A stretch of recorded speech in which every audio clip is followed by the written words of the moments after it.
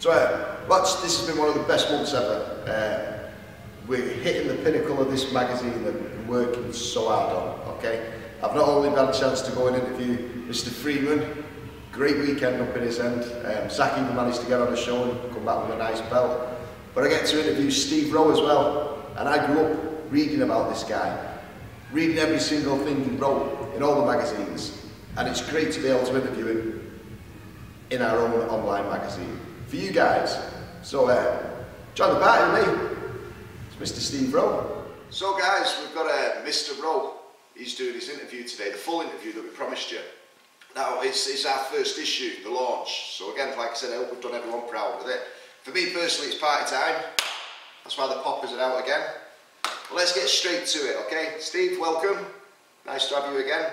Could you tell us a little bit more about the Guardians? Hi Russ. Hi everyone. What's the Guardians all about? To be honest, I think that it's just like when you've been training and your mates and you all go down the pub and you all sit and have a chat and you talk martial arts and you show each other little clips on YouTube and so on to show what you're talking about.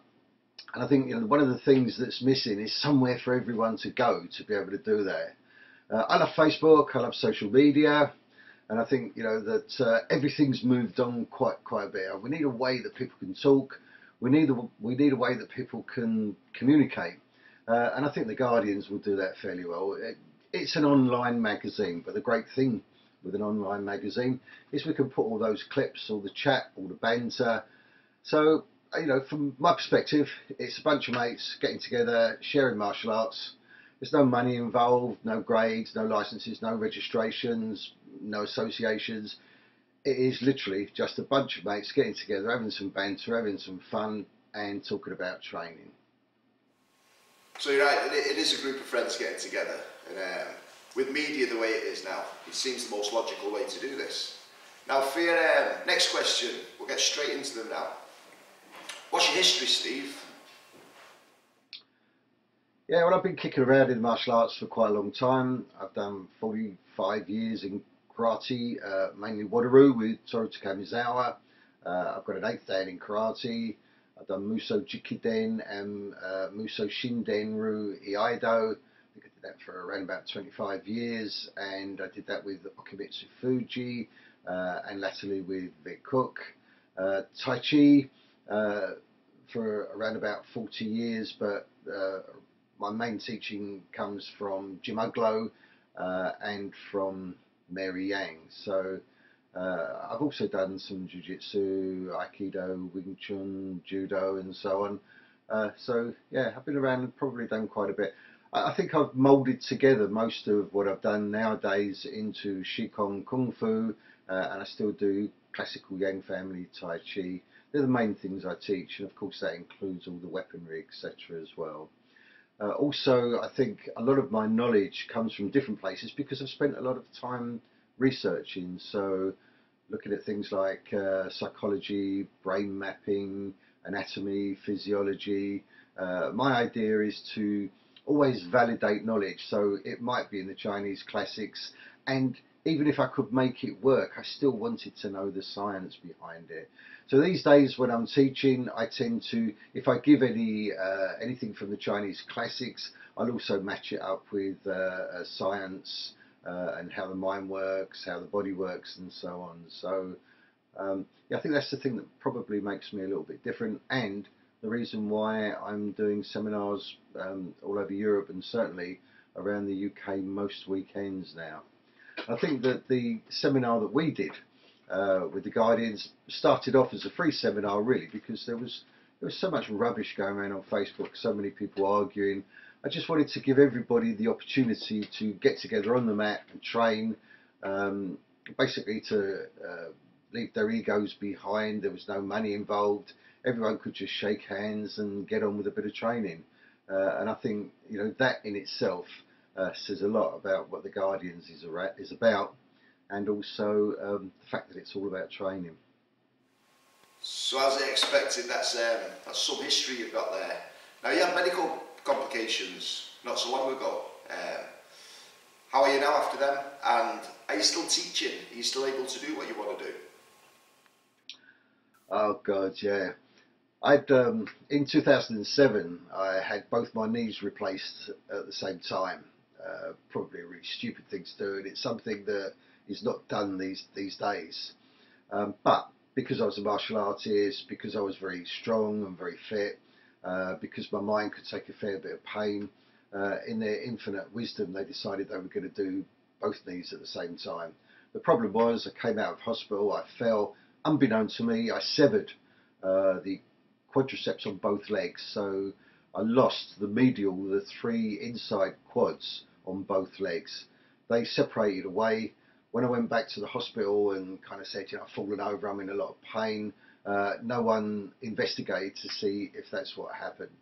And I kept going back, and they kept saying, well, you've had both knees replaced, what do you expect? So it was only sort of 5 years later, it was 2011, that one of my legs was swelling up, and I went to a surgeon, and he took my look and he said, you haven't got any quads. You know, how the hell are you standing up? How the hell are you even moving? And he said, it's too late. You know, 5 years, there's not a lot they can do about it. So they did find somebody that would have a go, and one of the top surgeons in Britain had a go, and he did 2 further 5-hour operations to try and reattach what was left, little stringy bits of muscle, back to the knee.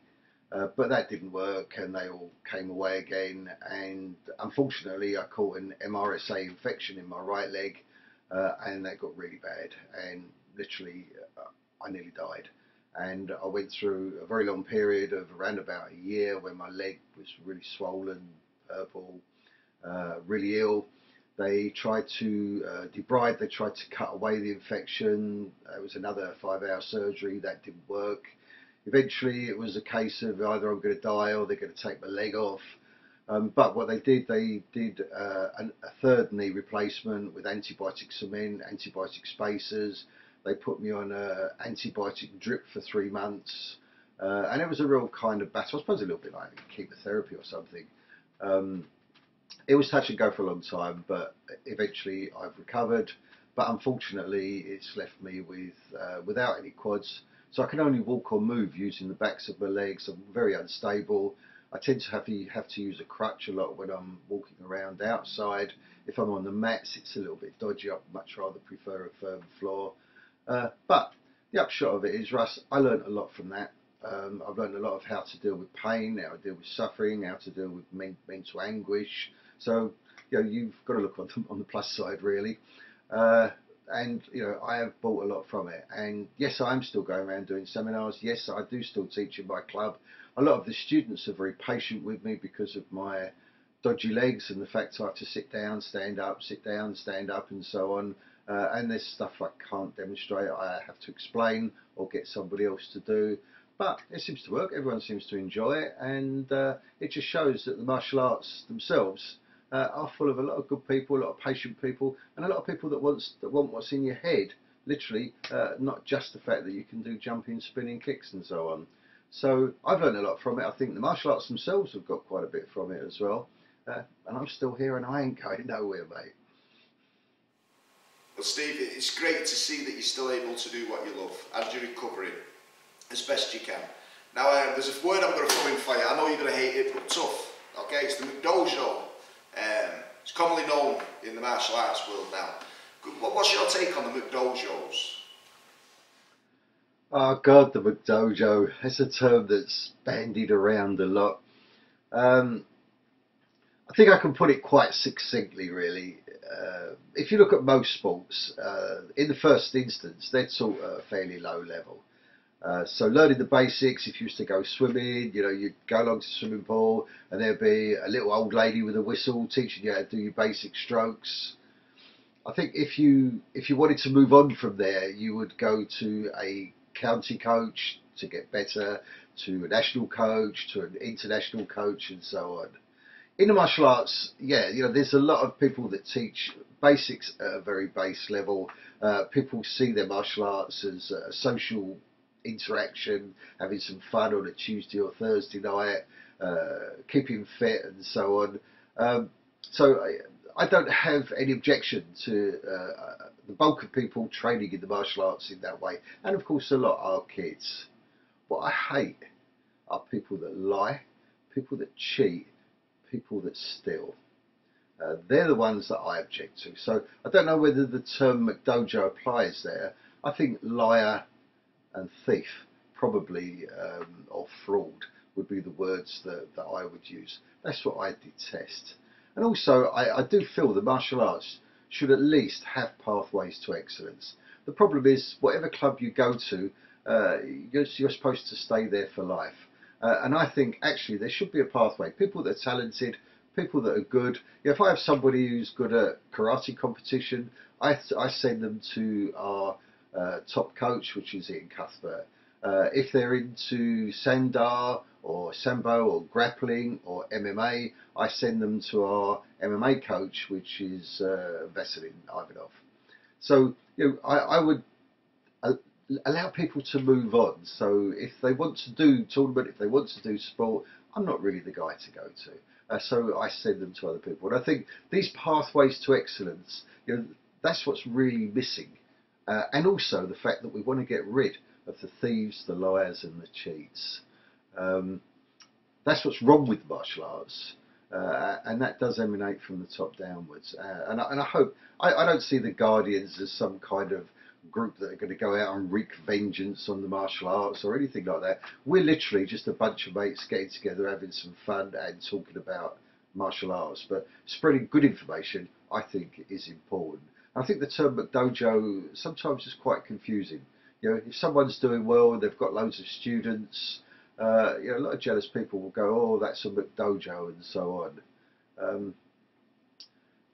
McDonald's, doesn't necessarily lie, cheat and steal, but they're not particularly good. You get a very base meal. I would never eat in a place like that. But an awful lot of people do, and that's entirely up to them.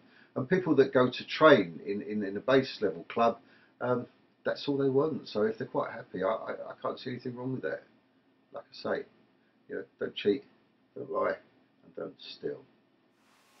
That is a perfect explanation. Okay. Now let's get back to the training side of things. In your prime, okay, when you were full of energy and you were ready to go, what was your training routine like? What was an average day for you like? I hate that question. Because I don't think anyone ever really believes you. When an old boy starts saying, oh, I used to do this and I used to do that, people look and they go, he's off again.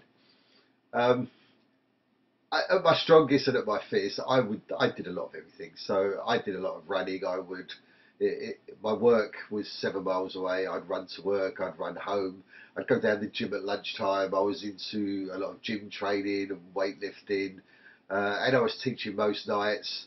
Most nights, because I was young, because I was fit, a lot of training in the evenings consisted of fitness, it consisted of fighting, sparring and so on.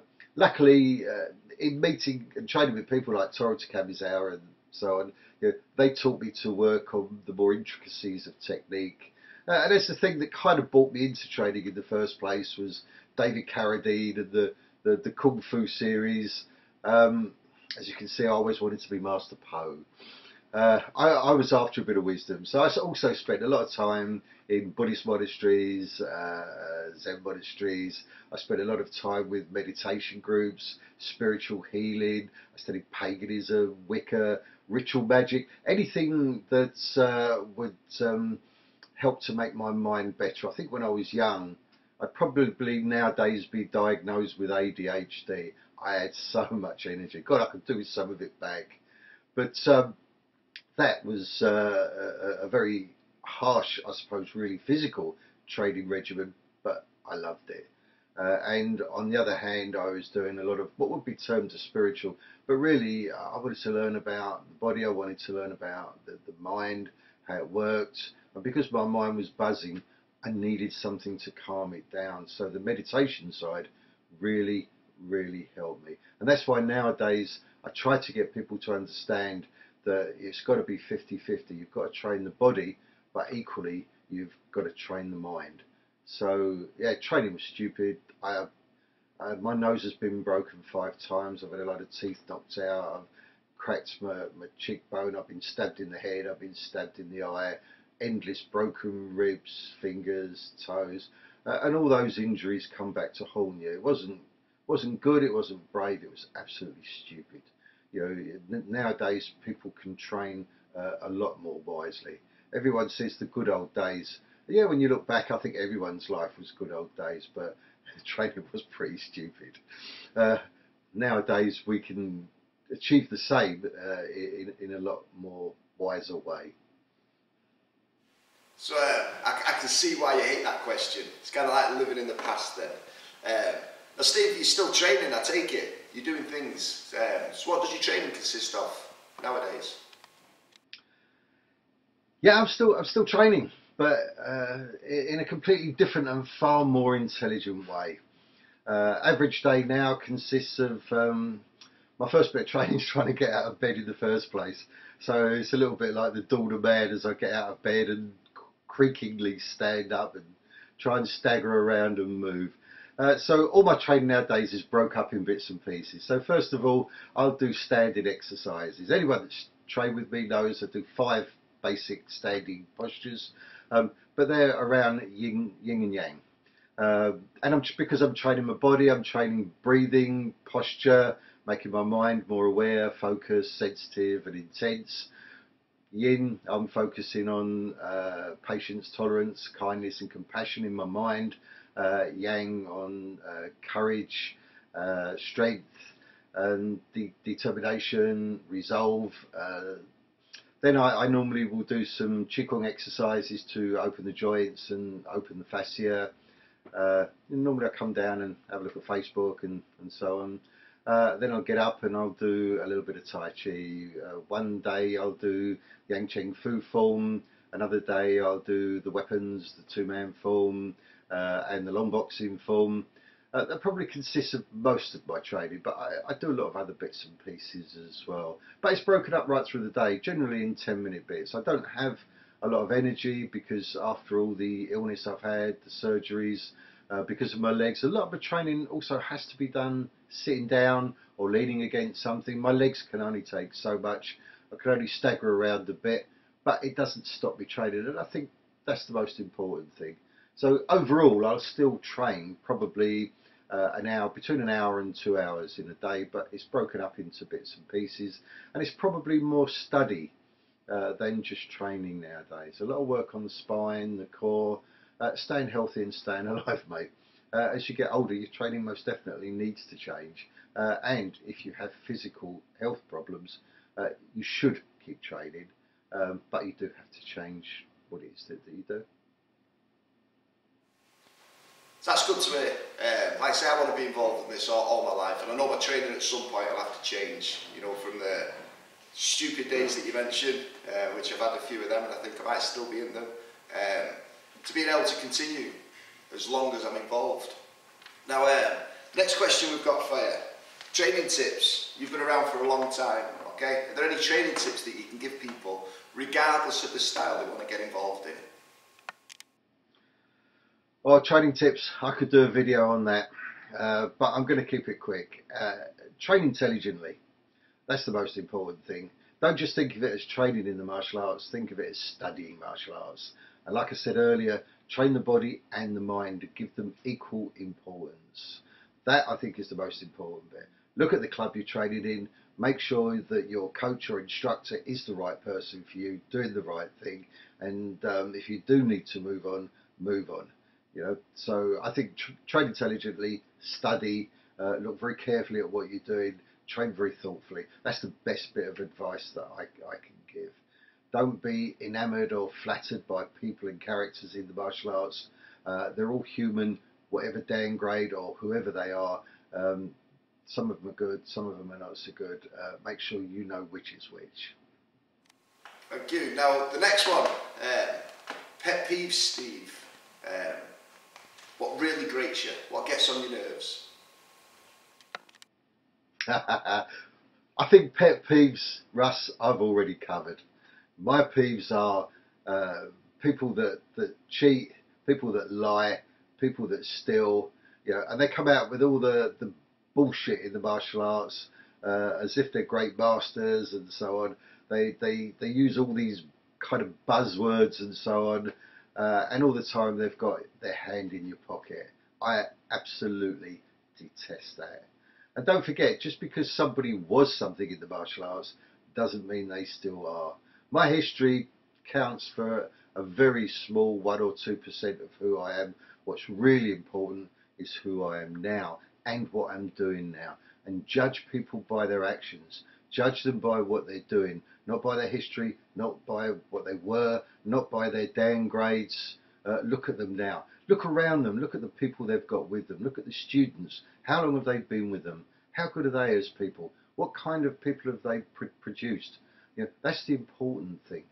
So my pet peeves are people that come out with bullshit and people that lie, cheat and steal.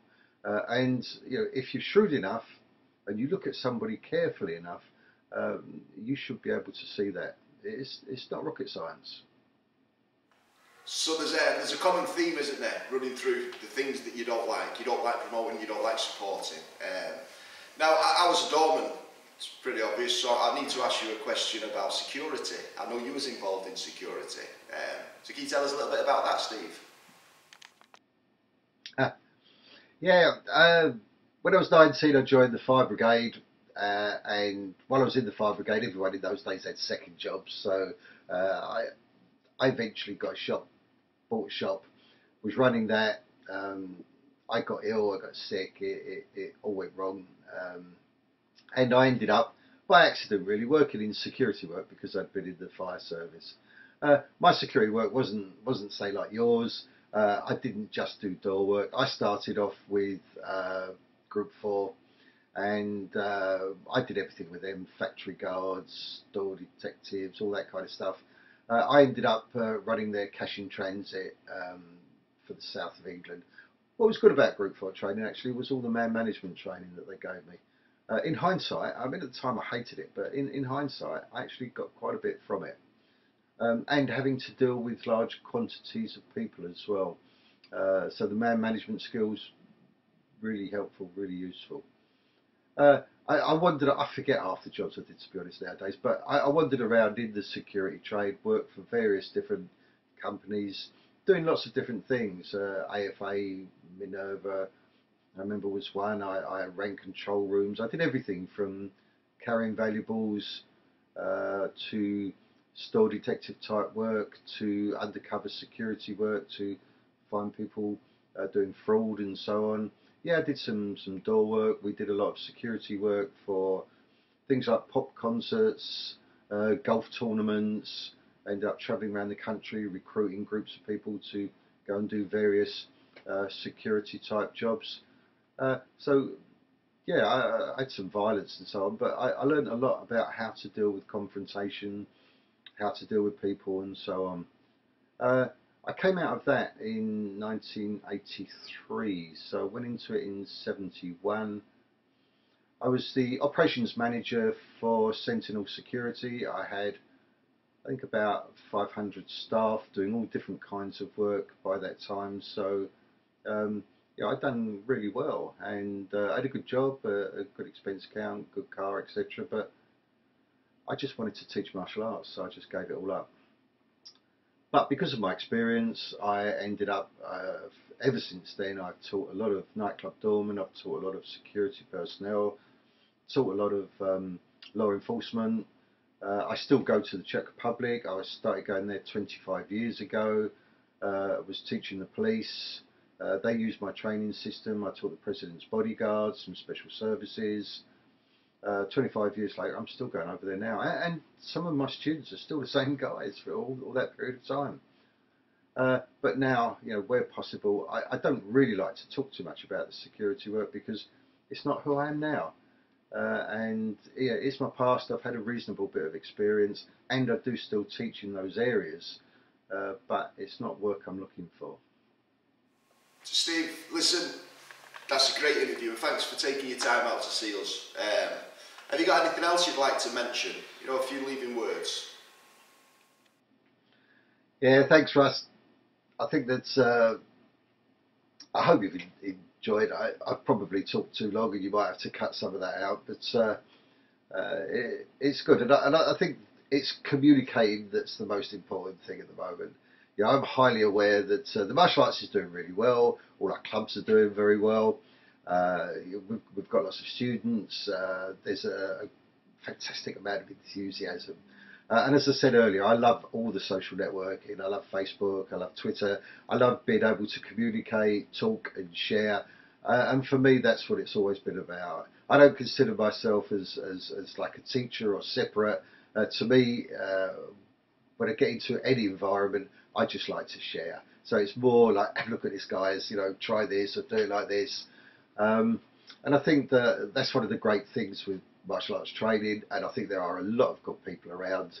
You know, please don't get disappointed with the bad.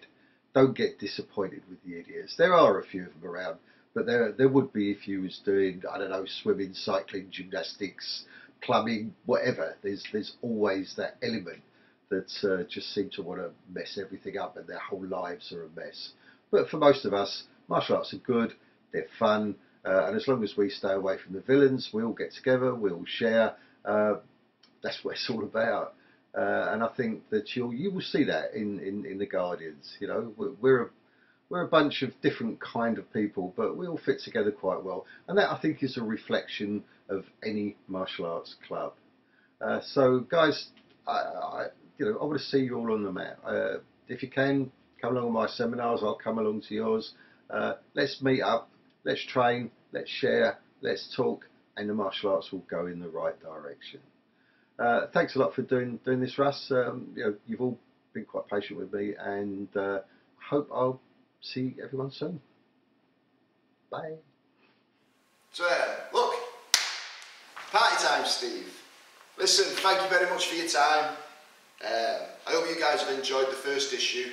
Go read the articles, okay? Like I said, Mr. Keegan spent a lot of time on these articles, making them look as professional as they deserve to be. But again, that's Mr. Rowe. Thanks for your time, and we'll see you all next month.